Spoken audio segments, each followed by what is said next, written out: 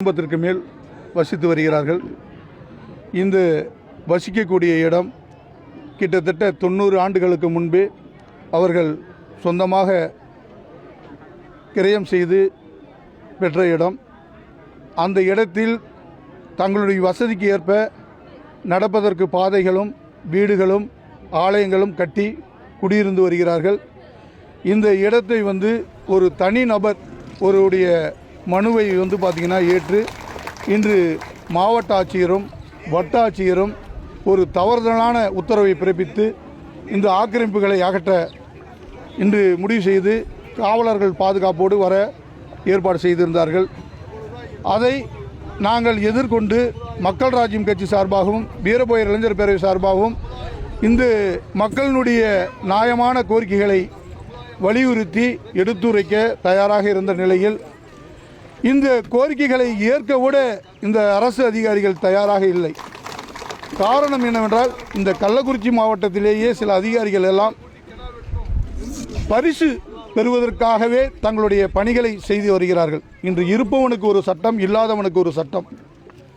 அதனால் பார்த்தீங்கன்னா இந்த இல்லாத அப்பாவி மக்கள், படிப்பறிவு இல்லாத மக்கள், இந்த மக்களை ஏமாற்றி விடலாம், இந்த மக்களுடைய சொந்த இடத்தை எடுத்து விடலாம் என்று நினைத்து இந்த இடத்தை அகற்ற முடிவு செய்து ஒரு உத்தரவை பிறப்பித்திருக்கிறார்கள்.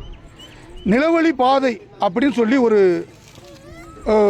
அரசாணையை பிறப்பித்து அதை அனுப்புகிறாங்க, ஒரு உத்தரவை பிறப்பித்து அனுப்புகிறாங்க. அந்த நிலவழி பாதை பொதுன்னு இருந்துச்சுன்னா பொது பாதையாக கருத முடியும், அது அனைவருமே அறிந்தது. இல்லை இந்த நிலவழி பாதை புறம்போக்கில் இருக்குன்னு சொன்னால் அது அனைவருமே அறிந்தது. ஆனால் துரைசாமி மற்றும் 4 பேர் அப்படின்னு போட்டிருக்கு. அந்த அண்ணன் தம்பி 4 பேர் நடந்துக்கிறதுக்கு போட்ட பாதையை பார்த்தீங்கன்னா யாரோ ஒருவர் பணம் படைத்தவர் சொல்கிறத வச்சு இவங்க அதை ஆக்கிரமிப்பை எடுக்கிறதுக்கு உத்தரவு பிறப்பிக்கிறாங்க. நாங்கள் கிட்டத்தட்ட ஒரு வருஷத்துக்கு முன்னாடி கிட்டத்தட்ட ஒரு 20 மனு கொடுத்துருப்போம். நயினார்பாளையத்தில் பார்த்தீங்கன்னா ஒரு அரசு புறம்போக்கு நிலத்தில் பார்த்தீங்கன்னா பாதை கேட்டு நம்ம மனு கொடுத்துருக்கோம்.